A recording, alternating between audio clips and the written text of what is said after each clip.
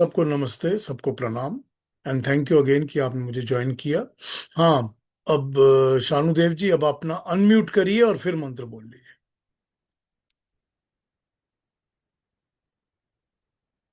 Unmute करो।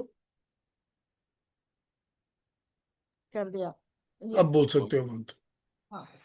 हाँ जी, नमस्ते सबको। बहुत बहुत रिगार्ड्स। और मैं जो मंत्र अभी बोलने वाला हूँ ये बहुत ही फेमस, बहुत ही प्रचलित, बहुत ही जाना माना मंत्र है। मंत्र ऐसे है: ओम त्र्यंबकम यज्ञामहे सुगंधिम पुष्टिवर्धनम उर्वारुकमिव बंधनात् मृत्युर्मोक्षेयमामृतात्। और इस हम मंत्र इसको, का हाँ बोलो अर्थ बोलो तो बोलो। पीयूष जी आपको अच्छे से समझा देंगे मंत्र का अर्थ। वैसे इस मंत्र में इतनी सारी बातें हैं, हमारे जीवन का सार है, जीवन के बाद का भी सार है, सब कुछ है, मोक्ष की भी कामना है, सब कुछ है। तो मुझे लगता है ये सबसे अच्छे से पीयूष जी आपको समझा देंगे। इसको हम दीजिए। महामृत्युंजय मंत्र बोलते हैं। जी। और ये मृत्युंजय मंत्र इसलिए भी कहा जाता है कि इससे हम अपनी मृत्यु के ऊपर, या कोई भी मनुष्य जो है वो मृत्यु के ऊपर विजय जय पाने का सार इस मंत्र में हमको मिलता है। तो मैं पहले भी इस पे ऊपर बात कर चुका हूँ। आप सुन चुके हैं मुझसे इस पर। काफी डिटेल में भी बात हो चुकी है इसके ऊपर। पर प्राइमरीली जो महामृत्युंजय मंत्र होता है उसमें ये समझ लीजिए, जो त्र्यंबकम है वो हमारे अंदर की तीन शक्तियां हैं। यानी कि जो हमारे अंदर के इलेक्ट्रॉन प्रोटॉन न्यूट्रॉन हैं, सत्व रजस और तमस के गुण हैं, उन गुणों से जो हमको अंदर शक्तियां मिलती हैं। या यूं कहिए कि जो हमको देव से, अंतरिक्ष से और पृथ्वी से मिलती हैं। यानी द्यूलोक से जहां पर आपका सूरज वगैरह होते हैं, अंतरिक्ष से जहां से हवाएं वगैरह निकल कर आती हैं, और पृथ्वी जहां से हमको खाना मिलता है। तो ये तीनों शक्तियां जो हमको देती हैं वो हम त्र्यंबकम में याद करते हैं। अब बहुत सारे लोग त्र्यंबकम को जब याद करते हैं तो विष्णु, महेश और ब्रह्मा को भी याद करते हैं, कि हम ये तीन को याद करते हैं। जैसा चाहे, आफ्टर ऑल तो वो भी पावर हैं अलग अलग तरह के। तो त्र्यंबकम से हम उसको याद करते हैं, यजामहे हम उनको याद करते हैं, यजामहे हम उनका पूजन करते हैं, उनको हम याद करते हैं। सुगंधिम पुष्टिवर्धन, कि हमको परमात्मा सुगंध पूर्वक जीवन दो। सुगंध का मतलब होता है कि जो कि जिसमें कोई सड़न ना हो, गलन ना हो। जिंदगी के अंदर जहां पर आपके सड़न होगी, गलन होगी, वहां पर बदबू होगी। वो चीज अच्छी नहीं होगी, चाहे वो दिमाग का विचार हो, थॉट हो अपना। अगर थॉट्स जो होते हैं वो भी सड़ जाते हैं तो वो थॉट्स भी बदबूदार होते हैं। चाहे वो इंसान का जीवन हो, चाहे पर्यावरण हो, आसपास की चीजें हो, कुछ भी हो। तो हम परमात्मा से कहते हैं कि तुमको हम याद करते हैं ताकि हमको तुम सुगंधिम और पुष्टिवर्धनम, जो हमको पुष्टि दे, यानी कि हमको सेहत दे, हमारे लिए अच्छा हो, हमारे लिए कल्याणकारी हो, हमको हर चीज के लिए अच्छी हेल्थ प्रोवाइड करे। मेंटल हेल्थ, फिजिकल हेल्थ, हर तरफ से अच्छी हेल्थ प्रोवाइड करे। पुष्टि वर्धनम, वर्धन करे, बढ़ाए, इंक्रीज करे। ये हम कहते हैं पहले छोटे से पार्ट में, त्र्यंबकम यजामहे पुष्टिवर्धनम।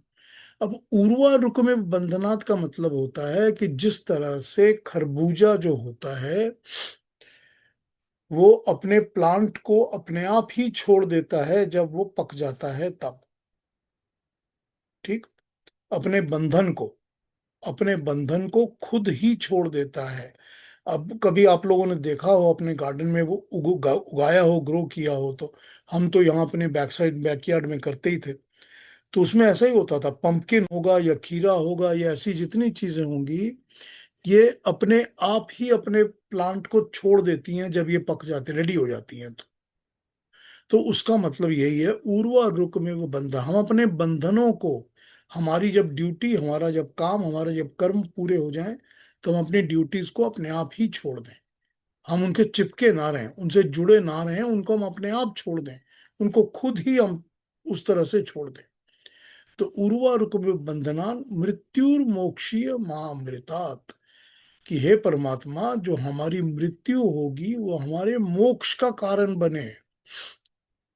जो हमारी मृत्यु हो, मृत्यु तो सबको आनी है, हम चाहते हैं कि हम मृत्यु के ऊपर इस तरह से जय विजय पा जाएं, जीत जाएं, कि हमको मृत्यु के बाद दोबारा जन्म मरण के बंधन में ना पड़ना पड़े। तो हम मृत्यु जो है हमारी, वो मोक्ष का कारण बने। और मां अमृता, तुम अपनी अमृत से हमको वंचित मत रखना, हमको अपनी अमृत भी पूरी तरह से दे देना। तो हम परमात्मा से मोक्ष भी मांगते हैं और अमृत भी मांगते हैं। तो मोक्ष एक चीज होती है और अमृत एक चीज होती है, करेक्ट।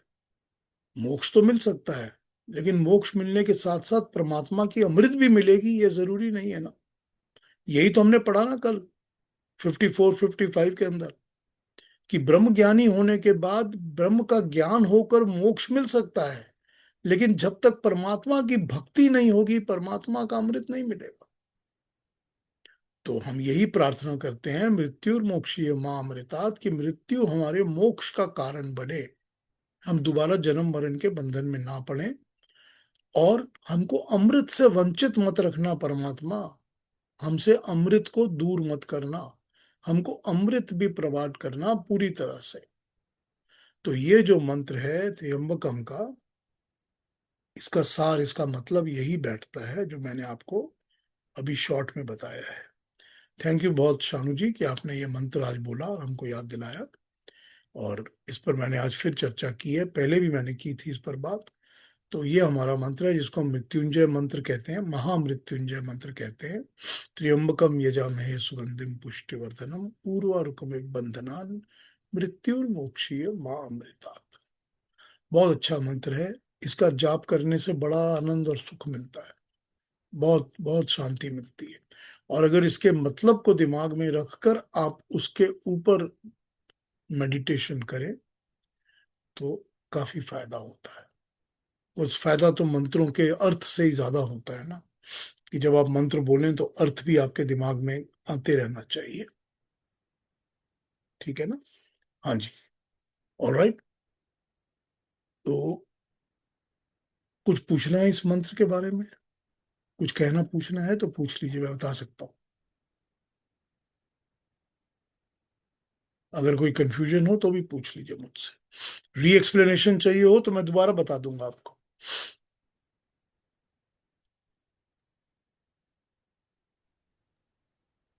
पीयूष जी, पीयूष जी। सॉरी अगर ये हाँ, कवर हो गया हो तो, लेकिन इस ये मंत्र करने का कोई टाइम या ऐसा कुछ रहता है कि any time any place fine करने में, कि कुछ लिमिटेशन रहता है इसमें? जब आप ध्यान लगा के बैठ सके और आपके पास थोड़ा सा टाइम है कि आप मंत्र को जाप कर सकें तो करिए, कभी भी करिए। और अगर आप अपनी कोई प्रेयर्स करते हैं सारा दिन में तो उसके साथ करिए। हाँ जी, और कौन, रेणु जी बोल रही थी? नहीं, अलका जी। हाँ, ये पूछ रही थी मैं एक्चुअली कि मैंने कहीं इसका मीनिंग जो पढ़ा था उसमें त्र्यंबकम शिव जी के लिए कहा गया था, ठीक है। क्योंकि त्रिनेत्र वाले, तो वो वैसे चलो, मीनिंग में ठीक है, मतलब किस हिसाब से? ठीक है, जिसको जैसे एप्लीकेशन समझ में आती है और जिसका ध्यान जहाँ लग जाता है वहां ठीक है, जी। कोई ठीक। प्रॉब्लम नहीं। आपको जो समझ, मतलब जहां आप ध्यान लगा के इसको याद कर सकें वो ठीक है, डजंट मेक अ डिफरेंस। अच्छा। बट जो वैदिक तरीका है समझने का, उसमें हाँ जी। त्रियंबकम का मतलब तो अपने सत्व रजस और तमस गुण ही होते हैं। अच्छा। और उसके बाद जब आध्यात्मिक उसका होता है, जैसे मैंने आपको कहा था कि मंत्र के अंदर आदि दैविक, आदि भौतिक और आध्यात्मिक तीनों अर्थ होते हैं। तो जब आध्यात्मिक अर्थ आता है तो फिर द्युलोक, अंतरिक्ष लोक और पृथ्वी लोक आता है। ठीक है। ठीक है ना? ठीक है। हाँ। हाँ जी। हाँ जी, थैंक अलका यू। जी। एक ये भी मंत्र होता है ना, ये सेम होते हैं? ओम होम जूम से जूम होम ओम। मैं समझा नहीं, सॉरी। ये भी महामृत्युंजय मंत्र ही होता है शॉर्ट में। ओम होम जूम से जूम होम ओम। हाँ, ये जो है ना, इस पर मैं बताऊं आपको, ये तांत्रिक मंत्र है। ये मंत्र मंत्र नहीं है, ये तंत्र मंत्र है, मतलब तांत्रिक है। जो तांत्रिक होता है ना, वो साउंड इफेक्ट्स पे काम करते हैं। तो वो, मतलब कोई भी हमने आपको बात बतानी हो, वैसे तो देखिए जो मंत्र होते हैं वो सब साउंड इफेक्ट वाले ही होते हैं। क्योंकि उनमें तो साउंड का कोई इफेक्ट तो होता ही है। तो अब जब आप ओम बोलते हैं तो उसके साउंड का भी तो एक इफेक्ट है ना। लेकिन जो मंत्रों के अंदर असर होता है, उससे ये जो तांत्रिक मंत्र होते हैं इनका असर अलग होता है। ये मतलब यूं कहा जाए कि आप शॉर्ट में एक साउंड इफेक्ट से अंदर बॉडी के वाइब्रेशन क्रिएट करते हैं। तो ये आपको मिलेगा, सुनेंगे आप, रिंग श्लिंग क्लिंग प्लिंग इस तरह के मिलेंगे। तो उनसे क्या होता है कि वो एक बेल्स की तरह, घंटी की तरह वो आपके अंदर एक साउंड इफेक्ट क्रिएट करता है। तो उससे आपकी अंदर, शरीर के अंदर एक वाइब्रेशन या माइंड के अंदर वाइब्रेशन होती है। बट ये भी महामृत्युंजय मंत्र ही होता है ना। अब ये इसका पता नहीं, लोगों को अगर ये मृत्युंजय लगता होगा सुन के तो लगता होगा, ठीक है, हो सकता है।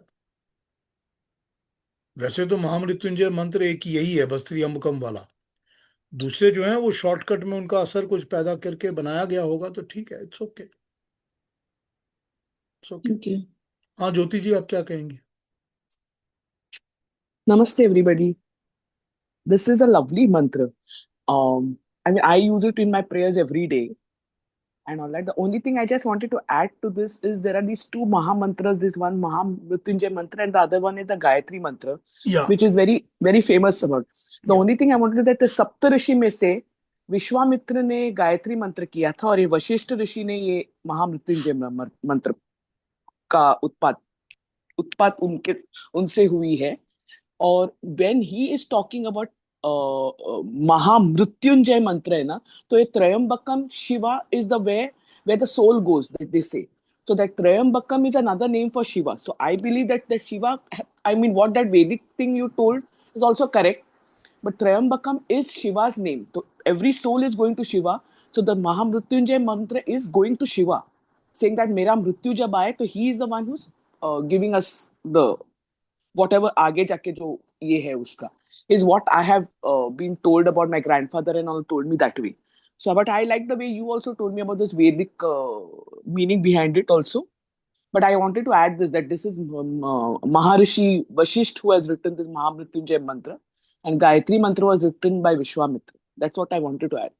It was very nice that this mantra was spoken about today. Thank you so much. Thank you Jyoti ji. नहीं ये ठीक है। देखिए मैं आपको एक बात बताता हूँ, हम्म हमारे अंदर जो भी बिलीफ सिस्टम्स बैठे होते हैं ना, उन बिलीफ सिस्टम्स को शेक आउट करके निकालने की जरूरत नहीं पड़ती। हम्म आप उनके ऊपर ग्रो कर सकते हैं। कि आपको जब किसी ने कोई चीज समझाई है और आपको वो समझ में आई है, तो उसके ऊपर आप ग्रो करके उससे फर्दर नेक्स्ट स्टेप चल के और ऊपर बढ़िए और परमात्मा की तरफ अपने आप को प्रगति कर। Correct. Correct. ये होना चाहिए। बिलीफ सिस्टम को चैलेंज करके उसको डिस्ट्रॉय करने की कोई जरूरत नहीं है। Correct. तो ये हमको एक अपना बेस समझ लेना चाहिए, और उसके ऊपर अगर और ज्ञान मिले तो उस ज्ञान को अडॉप्ट करना चाहिए। Right. अब ये बताऊं आपको कि विश्वामित्र और वशिष्ठ ने इन मंत्रों के ऊपर अपने आश्रमों में काम किया था, यानी कि रिसर्च वर्क और डेवलपमेंट का काम किया था। तो वो इनके पढ़ाते थे, सिखाते थे, इनका जाप कराते थे, इन पर मेडिटेशंस कराते थे। Correct. लेकिन ये दोनों मंत्र ना वशिष्ठ ने ना विश्वामित्र ने बोले हुए हैं, ये वेदों से आए हुए हैं दोनों मंत्र। और वेद हम्म कोई ऋषि ने बोले नहीं है, वेद परमात्मा की वाणी है। हम्म और जो पूरा का पूरा ऋग्वेद है जिसमें ये मंत्र हैं, या यजुर्वेद में मंत्र हैं ये, तो वो पूरा का पूरा ऋग्वेद और यजुर्वेद जो हैं, वो जिन ऋषियों ने उनको उच्चारण पहले किया था, वो ऋषियों ने ये मंत्र ही नहीं, पूरा का पूरा वेद उच्चारण करके बताया था। फिर बाकी ऋषियों ने उन उन लोगों से ये लेके सीख के इन पार्ट्स, टुकड़ों में इधर उधर डेवलप करके उन पर काम किया। ठीक है, हैं ये हम्म प्राइमरीली वेद मंत्र। और जो वेद मंत्र होते हैं वो प्राइमरीली परमात्मा की वाणी ही है। तो उसको यूं ही समझना पड़ेगा। हम्म ठीक है। I agree. ठीक है। अब I जैसे agree. मैं आपको Yes. एक एग्जाम्पल बताता हूं कि हमारे पास जो पतंजलि की योग है, योग हम्म दर्शन है पतंजलि का, हम्म वो योग दर्शन कौन से फॉर्मेट में पहले था ये हमको नहीं पता। लेकिन हम्म हमको ये पता है कि जो हम लोगों के पास पतंजलि योग दर्शन है, उसको हम व्यास भाष्य कहते हैं। उस पर ऋषि वेद व्यास ने रिसर्च करके काम किया हुआ है। और उस काम करने के बाद उन्होंने उसको डेवलप करके रीराइट पूरा फॉर्मेटिंग करके लिखा है। तो हम उसको कहते हैं कि वो वेद व्यास का वेद भाष्य है, जो पतंजलि का योग दर्शन है। अब उसका ये मतलब नहीं है कि वेद व्यास ने योग दर्शन लिखा है, उन्होंने नहीं लिखा है। योग दर्शन पतंजलि का ही है, लेकिन उसको रीडेवलप या रिसर्च करने का काम वेद व्यास ने किया है। तो इस तरह से क्या होता था कि जो ऋषि होते थे वो दूसरे इन चीजों को बोरो करके उन पर स्टडीज करने के लिए उन पर रिसर्च का काम किया करते थे। ठीक है ना? हम्म हम्म या पीयूष जी, एक क्वेश्चन और पूछना था मुझे। हाँ रेणु जी। वो एक मंत्र है श्री कृष्ण का, मुझे पता करना था कि वैदिक मंत्र है या नहीं। कौन सा? कृष्णाय वासुदेवाय हरिये परमात्मने प्रणतः क्लेश नाशाय गोविंदाय नमो नमः। नहीं है, वैदिक मंत्र नहीं है। अच्छा ठीक है, ये पूछना क्योंकि था। क्योंकि देखिए देखिए देखिए, जी। जो भी ऐसे मंत्र होते हैं जिनके अंदर हम एग्जिस्टिंग आजकल के या 5,000 साल पुराना, या जब भी आप कहिए जिस वक्त के हम जिनकी पूजा पाठ किया करते हैं उनका नाम लेते हैं या उनके गुणगान करते हैं, वो वेद के मंत्र हो ही नहीं सकते। अच्छा। क्योंकि वेद मंत्रों में तो सिवाय एक ही परमात्मा के और किसी का गुणगान है ही नहीं। हाँ ठीक है ना। सिवाय एक ओम के, या यूं कहा जाए कि ईश्वर और परमेश्वर वहां एक ही है। उसी के गुणगान, उसी के सब कुछ, उसी के बारे में जो बताया गया वही वेदों में है। वेदों में मल्टीपल फॉर्मेट ऑफ भगवान हो ही नहीं सकता, और उसको हम किसी दूसरे नाम से स्तुति कर भी नहीं सकते। गुण से कर सकते हैं, ये कह सकते हैं कि उसके अंदर ये गुण है, वो सर्वशक्तिमान परमेश्वर है, वो अग्नि स्वरूप परमेश्वर है, वो सच्चिदानंद स्वरूप परमेश्वर है, ये उसके गुण हैं। लेकिन हम उसको किसी दूसरी पर्सनैलिटी से आइडेंटिफाई नहीं कर सकते। ठीक है? तो ठीक है, जहां पर थैंक ये यू। चीज दिखेगी आपको, वहां समझ जाइए कि वो जी। वेद का मंत्र नहीं हो सकता। ठीक है, हाँ वो एक क्लैरिफिकेशन चाहिए था, थैंक ठीक यू। है जी। हम लोग जब भक्ति पूजा करते हैं तो कुछ भी मंत्र तो कोई भी बना लेता है। मेरी माँ बनाया करती थी मंत्र, मेरी मम्मी अच्छा। बना दिया करती थी मंत्र। मंत्र किसी के नाम का कोई मंत्र बनाना हो, मम्मी बना देती थी मंत्र। उसको जिसको भी अच्छी जी। संस्कृत आती है वो बना सकता है, जी, इसमें कोई ठीक मुश्किल है। बात नहीं होती है। बट ये ओके, थैंक यू। वेद मंत्र यूनिक होते हैं, वो समझ में आ जाते हैं कि वेद मंत्र हैं। अच्छा, ठीक है ना? ये अब समझा आपने जो बताया, कि अगर हाँ नाम आ रहा है किसी का तो वेद मंत्र नहीं, इतना तो हाँ, नहीं समझ है, आ ही वो वेद जाएगा। मंत्र नहीं है। ठीक है। ठीक है। Okay, thank you. हाँ जी, और कोई कुछ पूछेंगे? तो मैं अभी ऐसा करता हूं कि मैं 55 के ऊपर एक छोटी सी बात रह गई थी, वहां वापस चला जाता हूं, और उसके बाद फिर देखते हैं। अगर अगले का वक्त रहा तो करेंगे, नहीं तो नहीं करेंगे। जो हमने 55 पढ़ा था पिछली बार, वो 55 ने हमको ये बताया था। हमने 54 पर तो कर लिया, ठीक है ना, कल भी हमने किया, परसों पिछली बार भी हमने बात की थी। फिर भी 54 पे और भी कुछ समझना हो तो मैं समझा सकूं। लेकिन 55 ने हमको बताया, 54 हमको बता रहा था कि ब्रह्मभूत अर्थात ब्रह्म के साथ एकाकार होने पर साधक प्रसन्न आत्मा हो जाता है, उसे कोई शोक नहीं रहता और कोई इच्छा भी नहीं रहती। ऐसा व्यक्ति सब प्राणियों को समदृष्टि से देखने लगता है और मेरी परम भक्ति को प्राप्त कर लेता है। कल समझाया था मैंने इसको कि ये ब्रह्म ज्ञान वाली स्टेज है, जहां पर आपको ब्रह्म ज्ञान मिल जाता है और आप परमात्मा की भक्ति को पाने के लायक हो जाते हो। ठीक, ये सिंपल लैंग्वेज में ये समझाया था मैंने आपको। लेकिन जो 55 है वो कहता है कि वो भक्ति के द्वारा इस बात को जान लेता है कि मैं तात्विक रूप में कितना और कौन हूं। उसके अनंतर मुझ तत्व रूप को जान लेने से वो मुझ में प्रवेश पा जाता है। अब ये 55 को जरा एक मिनट समझिए। जब हमको ब्रह्म ज्ञान हो जाएगा, ब्रह्म ज्ञान, ब्रह्म का ज्ञान, ब्रह्म के बारे में पूरा ज्ञान, ब्रह्म का ज्ञान हो जाएगा। ठीक, ब्रह्म का ज्ञान क्या होगा? ब्रह्म का ज्ञान होगा आत्मा का, परमात्मा का और मूल प्रकृति का, तीनों का पूरा ज्ञान। करेक्ट? अब उसको क्या कहा जाएगा? उसको उन्होंने कहा कि जब वो तत्व से ज्ञान को पा जाता है, तत्व ट्रुथ, अल्टीमेट ट्रुथ, बिल्कुल सच्चाई, साक्षात जो रियल रूप होना चाहिए वो रूप, ठीक, जो होना चाहिए एग्जैक्ट वही, जिसमें कोई मिलावट, कोई भेदभाव, कोई कुछ नहीं होना चाहिए, एकदम करेक्ट होना चाहिए। तत्व रूप से जब उसको ज्ञान मिल जाता है तो उसको तत्व रूप से पता चल गया कि जीवात्मा क्या होती है, उसको तत्व ज्ञान से पता चल जाएगा कि मूल प्रकृति क्या होती है, उसके बारे में क्या मुझे समझना है, क्या जानना है। उसी तरह उसको तत्व ज्ञान से ईश्वर या परमेश्वर के बारे में पता चल जाएगा कि वो कितना है और कौन है। अब यहां पर उन्होंने दो वर्ड यूज किए हैं, कितना और कौन। कौन, इन रियलिटी व्हाट इज परमात्मा, वो नहीं जो अब तक हम समझते आए थे कि ये भी हो सकता है वो भी हो सकता है, वो सब कुछ नहीं है। रियलिटी में कौन है वो, और कितना, मतलब कि जिसका कोई एंड ही नहीं है, अनंत है, जो कि सिर्फ इस सृष्टि, इस क्रिएशन को नहीं बना चला रहा, वो सारी इतनी सारी ऐसी और क्रिएशंस हैं और सृष्टियां हैं, सबको चला और बना रहा है। कहां तक एक्सटेंडेड है वो, उसकी कोई लिमिट ही नहीं है, उसकी कोई लिमिट नहीं है। तो ऐसा तो हो नहीं सकता कि वो बाकी की सारी क्रिएशंस को छोड़ के इस क्रिएशन में मेरा ध्यान रखने के लिए आ जाए मेरे सामने, ऐसा तो नहीं हो सकता। तो ये तो हो सकता है, लेकिन कि वो जो कि सब जगह सर्वव्यापक हर जगह है, तो जहां वो सब जगह व्यापक है उसी तरह यहां भी व्यापक है। जैसे वो हर जगह हमेशा रहता है, हमेशा प्रेजेंट है, यहाँ भी हमेशा ही प्रेजेंट है। कितना है वो परमात्मा, उसकी क्या लिमिटेशंस हैं, उसकी कौन सी एक्सटेंडेड है, कि उसकी कोई लिमिट तो है ही नहीं। वो अनंत है, अनादि है, अजर है, अभय, अनंत है, एक सर्वव्यापक है, सर्वशक्तिमान है, उससे ज्यादा पावरफुल पोटेंट कुछ है ही नहीं। तो ये कौन कितना जब वो तत्व ज्ञान से मुझे जान लेता है,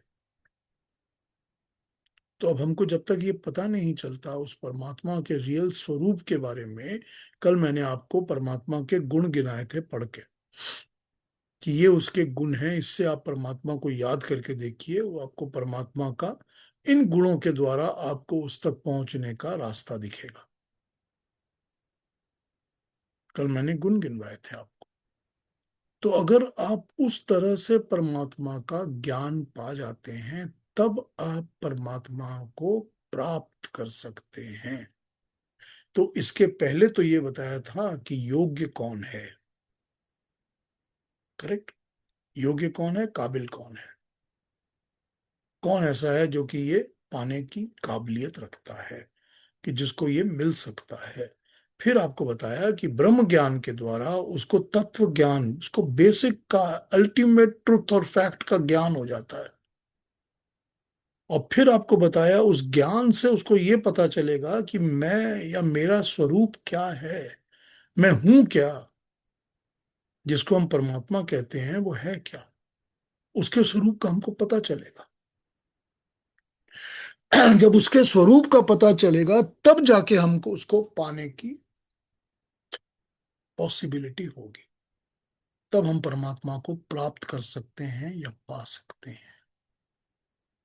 अब उसके रास्ते में ये बहुत जरूरी हो जाता है कि हम सब कुछ हमारा छूटता चला जाता है, अपने आप छूट जाता है, हमको छोड़ना पड़ता है, सब छूट जाता है, सब कुछ छूट जाता है।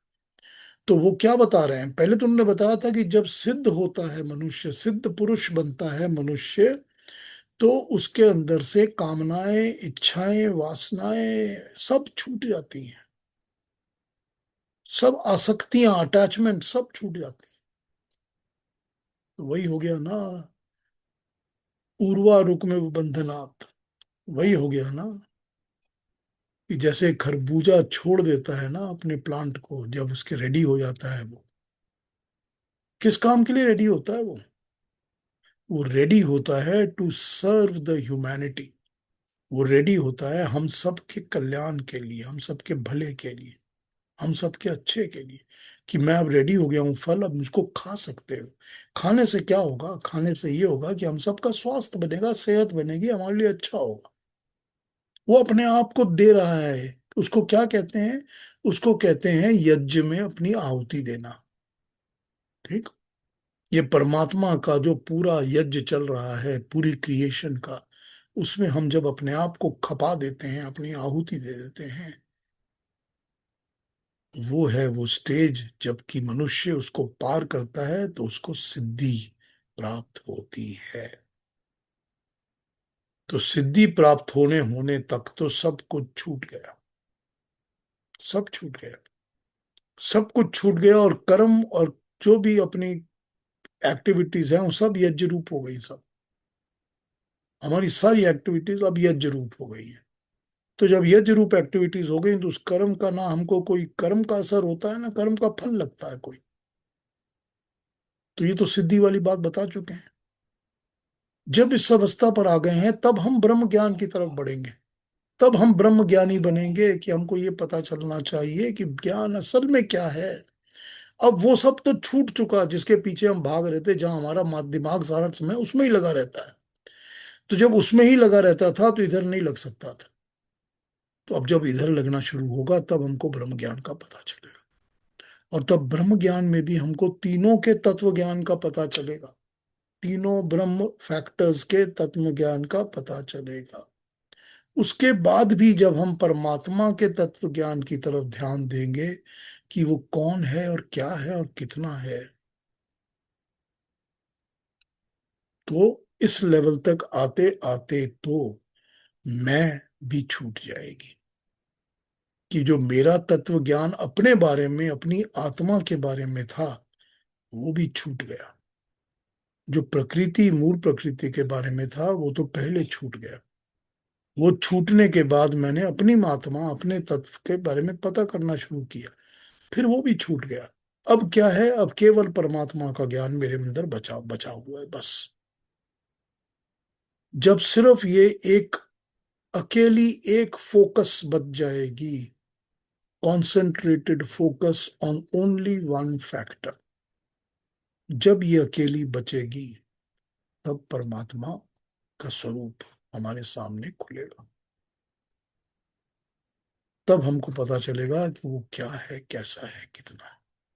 और जब ये पता चलेगा तब हम उसको पा सकते हैं। तब वो क्या हुआ? मां अमृतात। करेक्ट। मोक्ष तो मिल गया, मृत्यु और मोक्षीय मां, वो तो मिल गया ना। अब है मां अमृतात की परमात्मा अपनी अमृत भी हमको दे दे, उससे हमको दूर मत रख। तो ये हमको अभी तक 55 तक बताया है भगवान कृष्ण ने। ठीक। तो अगर क्लैरिफाई हो गई हैं बातें 53, 54, 55 की, तो हम आगे बढ़ेंगे।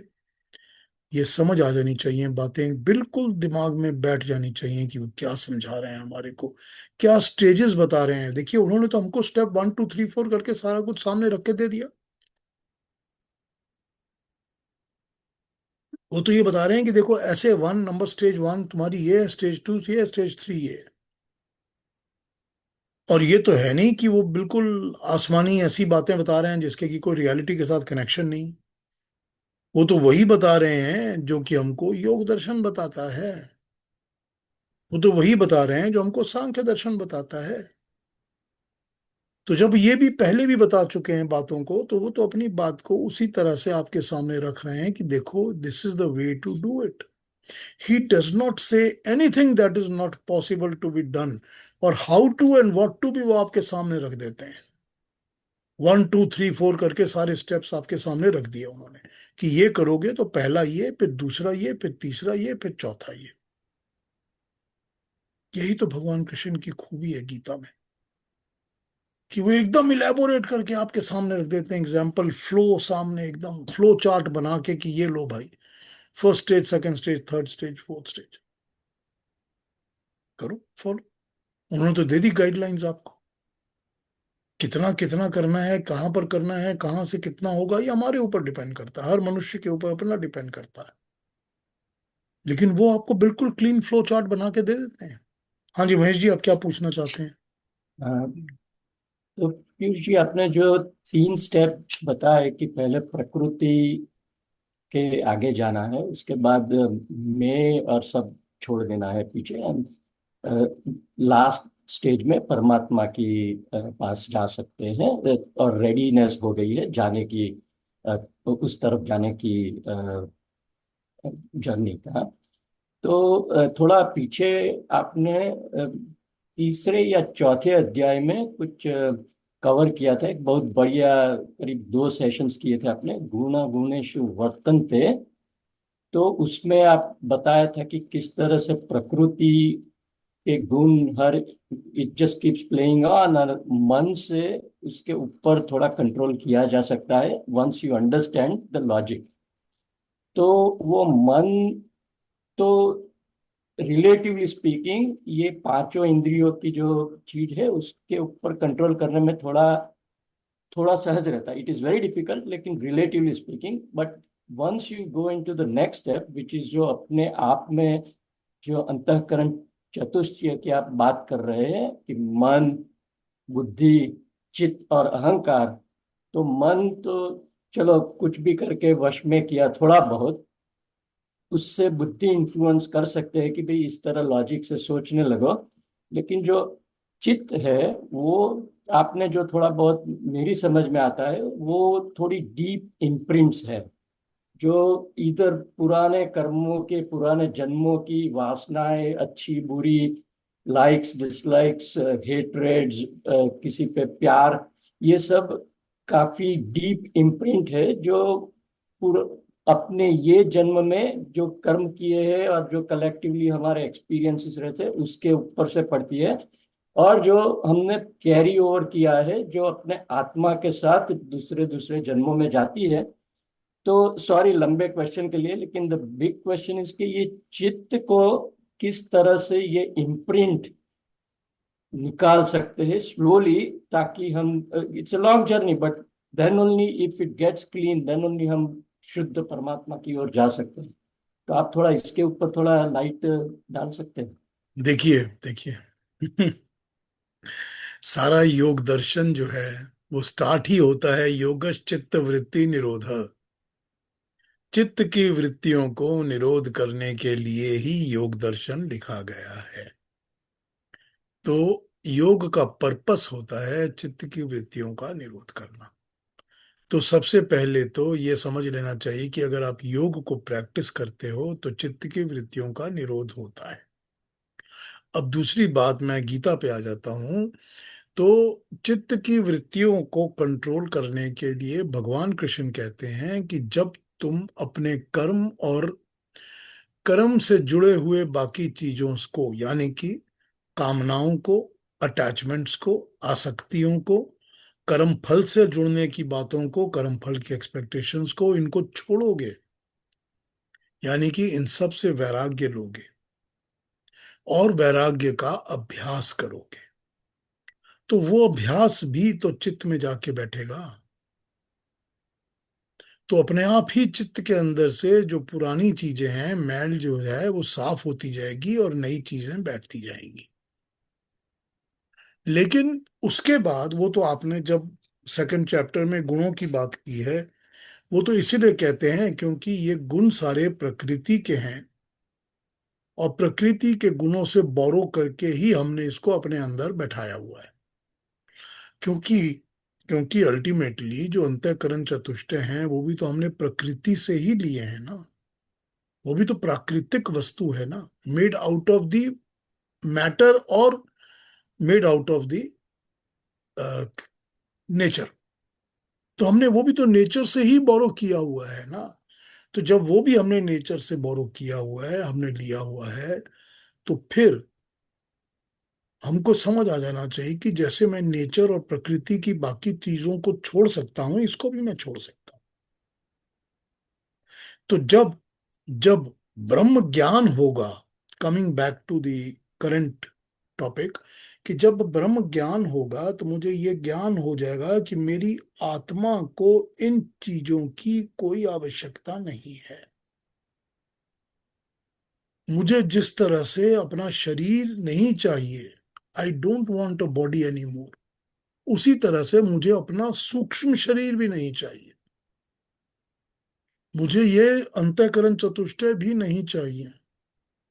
क्योंकि उस अंतःकरण चतुष्टय में से अगर आप इस चीज को ध्यान से समझेंगे तो अहंकार को तो मैंने पहले मार दिया, वरना तो मैं काम ही नहीं, आगे ही नहीं बढ़ सकता। जब तक अहंकार होगा मैं आगे नहीं बढ़ सकता। और अहंकार को मारने के बाद मन और बुद्धि मेरी कंट्रोल में आ गई है। तो जब अहंकार, मन और बुद्धि मेरे अपने कंट्रोल में आ गई हैं तो चित्त के ऊपर तो वही छाप लगेगी जो अब छोड़ूंगा मैं।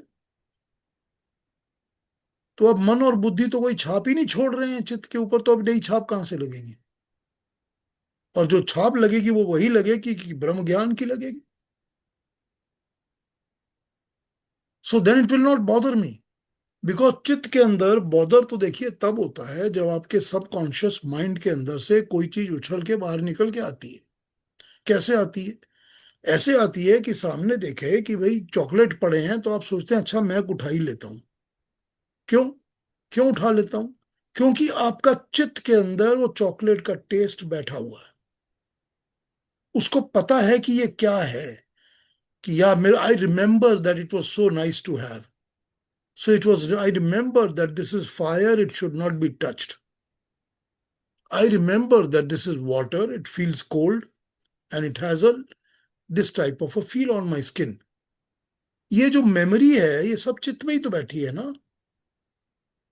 तो जब ये मेमोरीज की जरूरत ही खत्म हो जाएगी, when it will be wiped out everything, ना मन रहेगा, ना बुद्धि रहेगी, ना अहंकार रहेगी, ना शरीर को कोई जरूरत होगी, तो फिर चित्त क्या करेगा? चित्त कोई रिफ्लेक्शन करके आपको वापस कुछ देगा ही नहीं। उसको कोई जरूरत ही नहीं है देने की, कोई मेमोरी आपको रिवाइंड कराने की। तो वो अपने आप ही समाप्त हो जाएगा। तो जब ये ब्रह्म ज्ञान प्रकृति के बारे में पहला होगा, मूल प्रकृति का ज्ञान, तो ये तो समझ में आ जाएगा कि ये सारी वस्तुएं प्रकृति की ही बनी हुई हैं, क्योंकि गुणों से ही बनी हैं ये चीजें। और गुण जो हैं वो प्रकृति की वो स्टेज है जो कि प्रकृति के बनने के बाद की स्टेज है, मूल प्रकृति की तो नहीं है। क्योंकि मूल प्रकृति के अंदर हैं लेकिन वो एक्टिव नहीं है, सोए हुए गुण हैं। तो जब ये सब समझ में आ जाएगा कि वो सोए हुए गुण भी क्या हैं और वो एक्टिव होने वाले गुण भी क्या हैं, और फिर वो ज्ञान आ जाएगा, और फिर उसके बाद अपनी आत्मा का ज्ञान आएगा कि मुझे इन चीजों की कोई आवश्यकता नहीं है। फिर उसके बाद इनको भी तो छोड़ना है ना, जैसे हमने पहले भी तो छोड़ दिया ना सब कुछ। जब इनको छोड़ेंगे और जब ये छूटेंगे, तब मूल प्रकृति जिसका ज्ञान हो चुका है उसकी तरफ से ध्यान छूटेगा, अपनी आत्मा जिसका ज्ञान हो चुका है उसकी तरफ से ध्यान छूटेगा। तो ध्यान सिर्फ परमात्मा में लगेगा, कि और कुछ है ही नहीं जिसकी तरफ मुझे ध्यान लगाना है। There is nothing else that I want और आई सीक। ठीक है। Thank you Piyush ji. एक और फॉलो अप क्वेश्चन है, लेकिन इन द इंटरेस्ट ऑफ बाकी सब नहीं नहीं, आप पार्टिसिपेंट्स पूछिए की टाइम, पूछिए, कोई बात आई नहीं, कैन आस्क। पूछिए। तो आपने जो, again I am still stuck on the chitta part, तो चित्त में एज एन एग्जांपल मेरा पर्सनल थोड़ा जो एक्सपीरियंस हुआ है कि I used to drink alcohol, और मैंने काफी सालों पहले बंद कर दिया। तो व्हाट आई रियलाइज कि अभी करीब 4 या 5 वीक पहले I just took a taste of it, तो it took me 20+ years to realise कि अब मेरे को इसका टेस्ट भी, आई डोंट इवन रिकॉल कि क्या टेस्ट था, और I don't even like it. But what where I am going कि इतने साल लगते हैं तो काफी कुछ बुरी चीजें अंदर पड़ी है चित्त में, जो मेरी पूरी जिंदगी चली जाएंगी to try to clean it up. So is there an, and I am not trying to say कि faster way, but is there some different approach other than saying कि इतने साल की तपश्चर्या या कुछ लंबा कमिटमेंट करो तो ये स्लोली क्लीन होएगा? Because that's again one example. लेकिन कई बार महेश जी साल नहीं जन्म लग जाते हैं चित्त के ऊपर से नाक छाप को हटाने के लिए।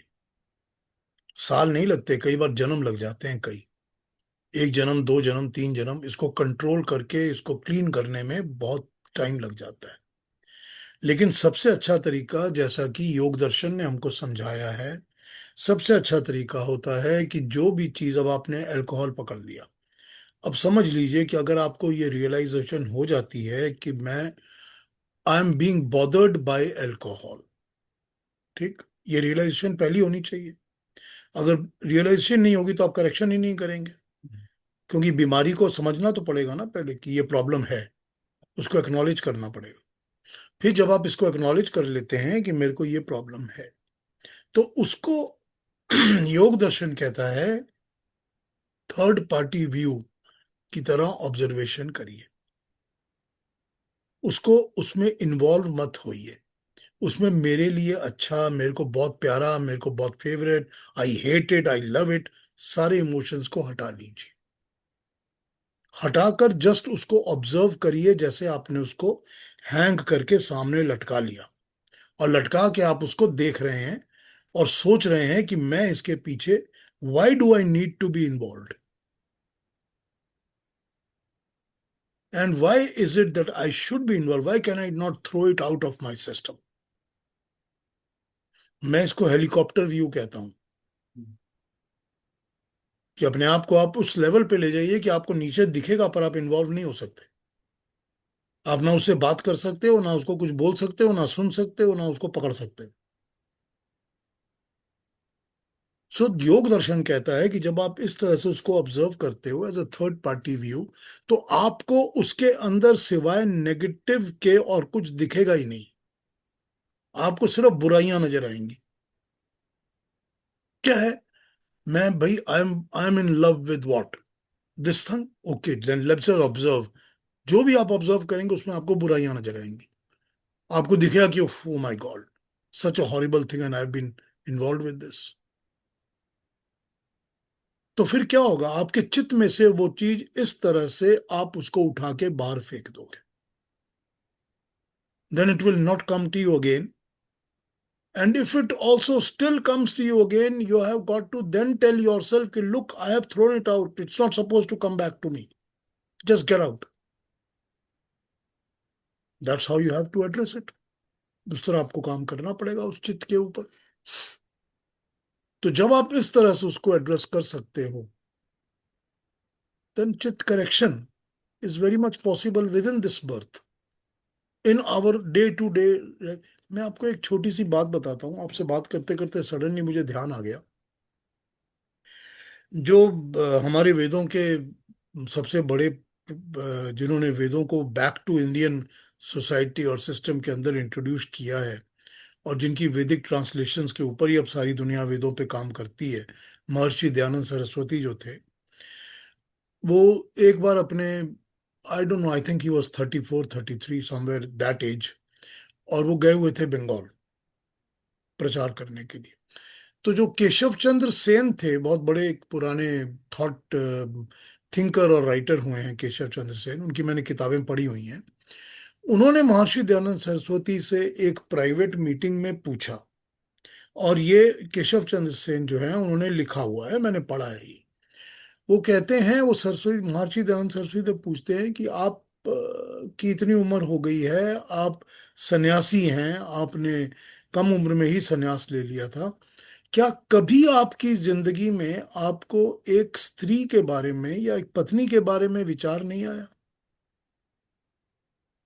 ठीक है। अब वो केशव चंद्र सेन लिखते हैं कि महर्षि दयानंद ने 1 मिनट के लिए आंखें बंद की और कुछ सोचते रहे। फिर उन्होंने कहा, मुझे याद ही नहीं आ रहा कि ऐसा कोई विचार कभी आया हो। ये उनका जवाब था। अब ये चित्त है ना, अब आप कह सकते हो ना, इस चित्त को कुछ जन्म लगे होंगे ना इस स्टेज तक क्लैरिफाई होने में, तो हो सकता है कि पिछले जन्म से इस जन्म में क्लैरिफाई होकर क्लीन हो गया था। तो ये चीज जो चित्त में होती है ना, इसको क्लीन करने के लिए मैं नहीं कह सकता आपको कि कितना टाइम किसको पर्टिकुलर इंसान को क्या लगेगा, because it is to each his own. हमने अपने आप को कितना क्या किया हुआ है, क्या हमारी स्टेज चल रही है, हमारी लाइफ में क्या हो रहा है, ये हम पे, this is to our, every one has individual own thing. लेकिन जैसे योग दर्शन हमको सिखाता है, अगर आप चित्त को करेक्ट करना चाहते हो तो this is the way to do it. वो हमको योग दर्शन सिखाता है। वैसे ही भगवान कृष्ण भी बता रहे हैं कि चित्त को करेक्ट करना हो तो इसी तरह कर सकते हो कि आप जब जब आप अपनी कामनाओं को, आसक्ति को, इन सब चीजों से, और दूसरी जो बातें फल के साथ जुड़ने के साथ, कर्म के साथ जुड़ने के साथ, जब त्याग करने लगोगे, इनसे वैराग्य लोगे और वैराग्य का अभ्यास करोगे तो अपने आप चित्त में से ये साफ होनी शुरू हो जाएंगे। क्योंकि आपके चित्त के अंदर जो भी कोई चीज बैठी है, जुड़ी हुई है, चिपकी हुई है, जो पॉप अप करके निकल के आ रही है, वो इवेंचुअली क्या है? प्रकृति की कोई चीज है ना। कोई चीज तो प्रकृति की है ना। चाहे वो अल्कोहल है, चाहे चॉकलेट है, चाहे कोई औरत है, चाहे जो भी है, सब प्रकृति की बनी चीजें हैं। तो जब प्रकृति की चीजें ही आपको प्रकृति को ही उठा के बाहर फेंक देना है, तो then there is no question that you should be even thinking about it anymore. तो चित्त तो इसी तरह साफ होगा। ठीक है महेश जी। बहुत बढ़िया पीयूष जी।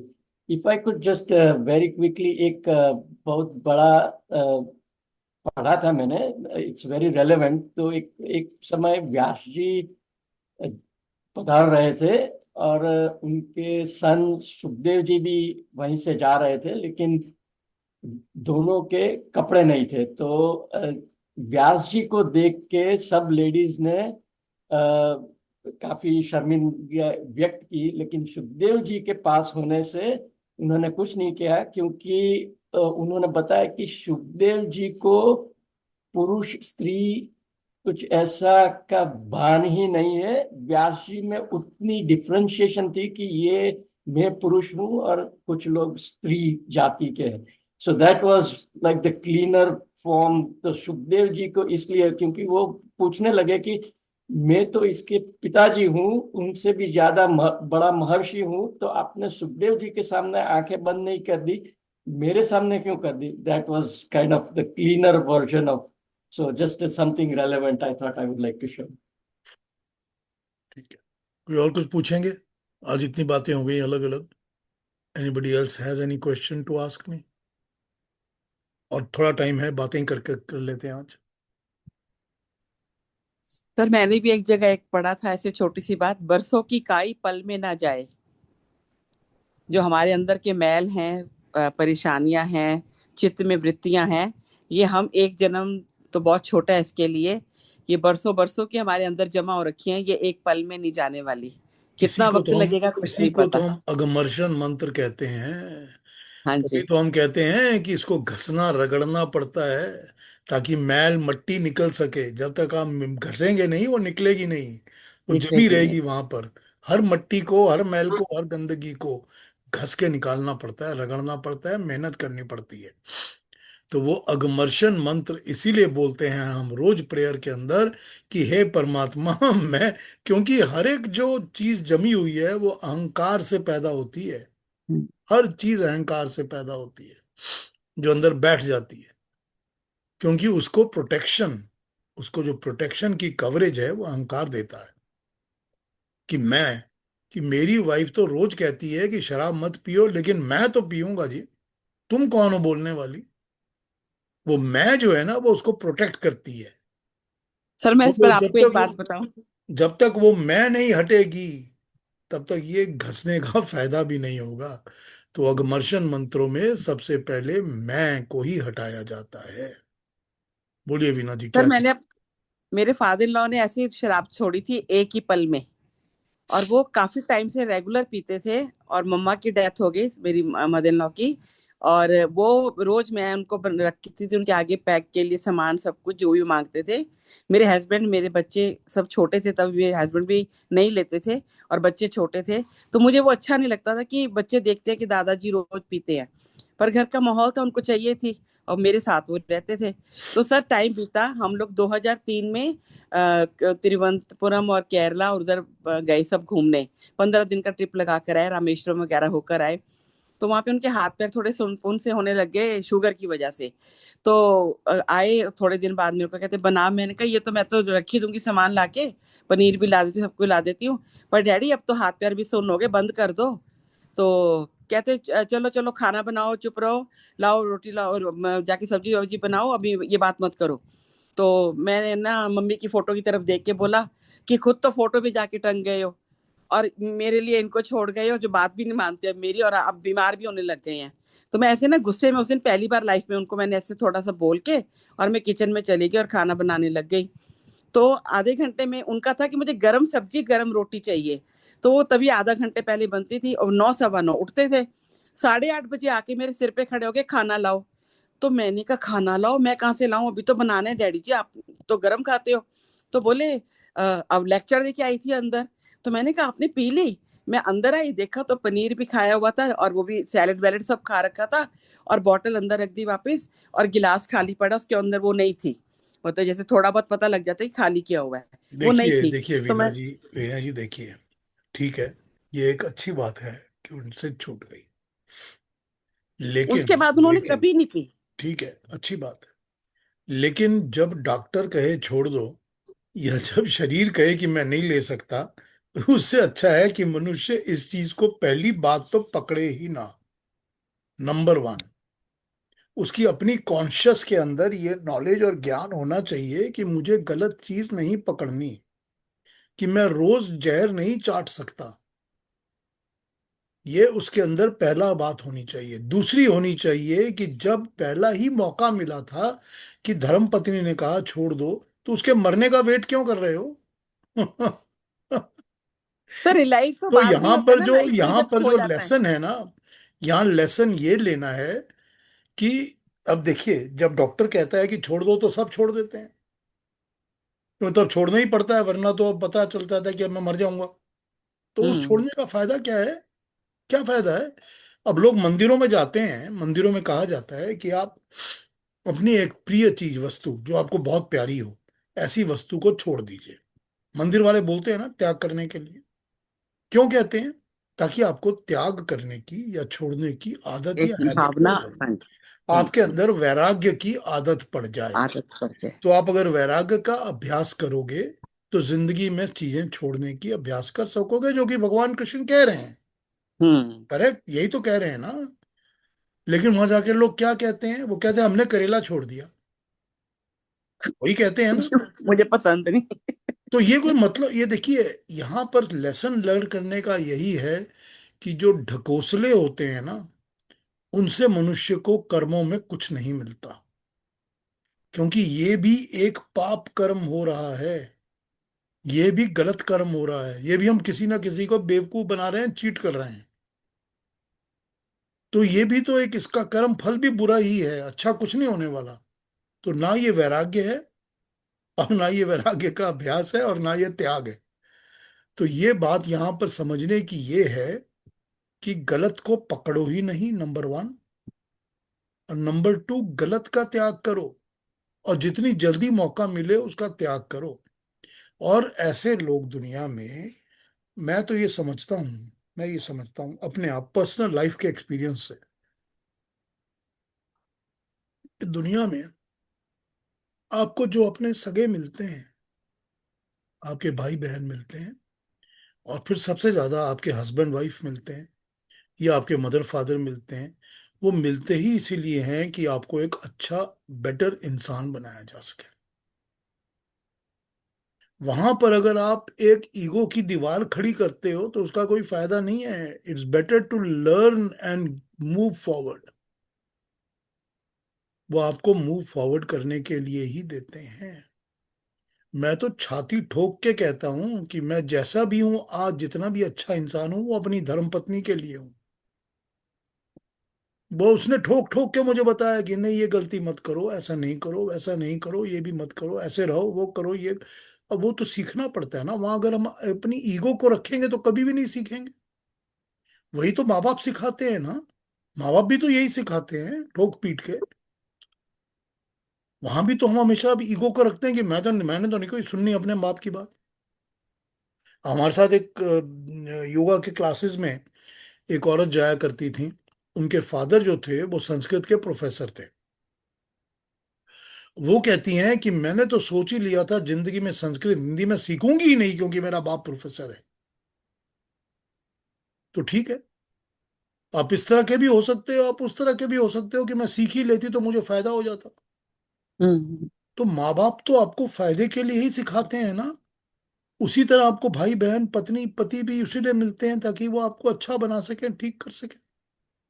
अगर हम उनको सुनना ही नहीं चाहते, समझना ही नहीं चाहते, तो हमने तो जिंदगी में ये सोच लिया है कि अब अगले जन्म में फिर मौका मिलेगा तो देखेंगे, ये जन्म तो बर्बाद हो गया।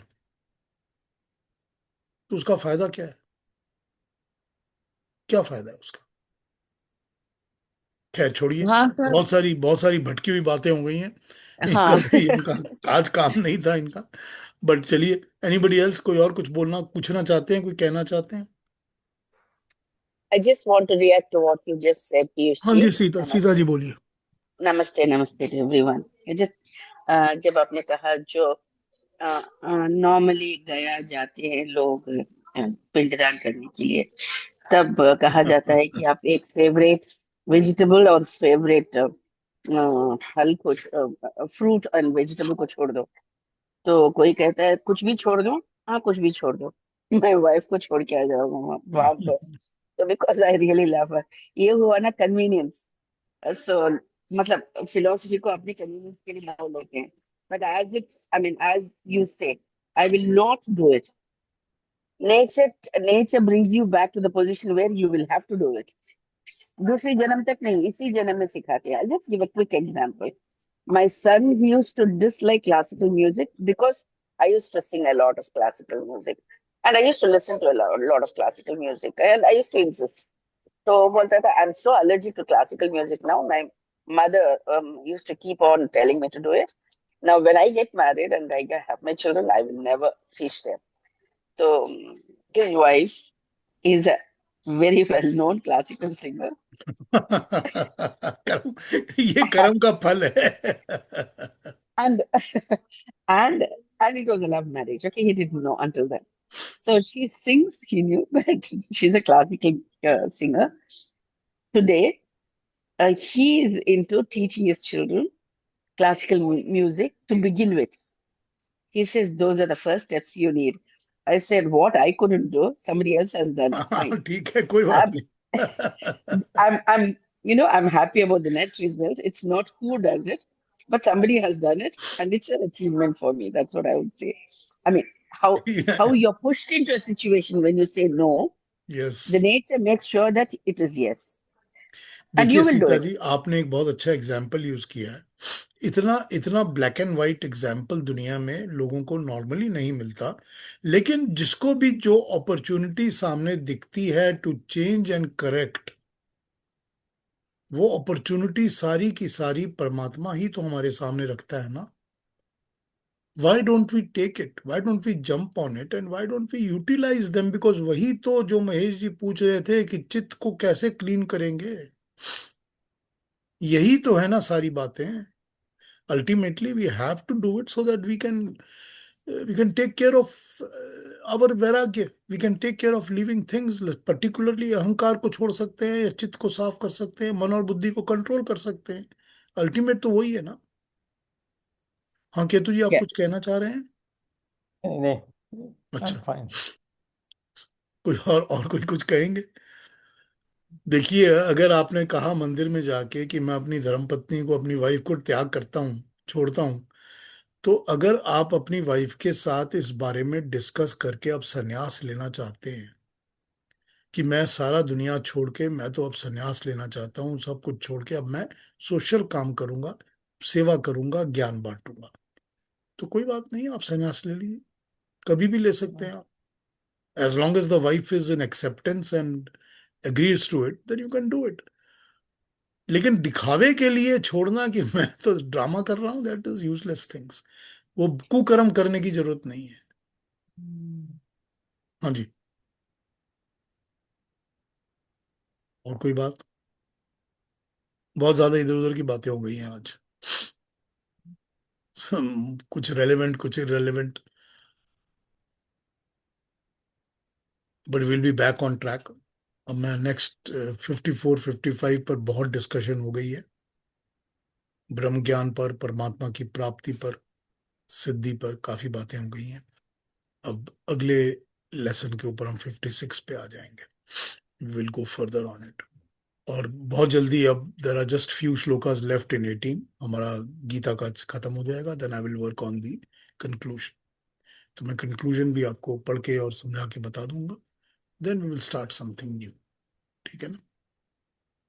तो और कुछ अगर ना कहना हो तो फिर नेक्स्ट टाइम मिलते हैं अगले सैटरडे। ठीक है? ठीक है जी, तो प्रणाम सबको, नमस्ते। नमस्ते, नमस्ते, नमस्ते एवरीबॉडी। नमस्ते। Namaste. नमस्ते।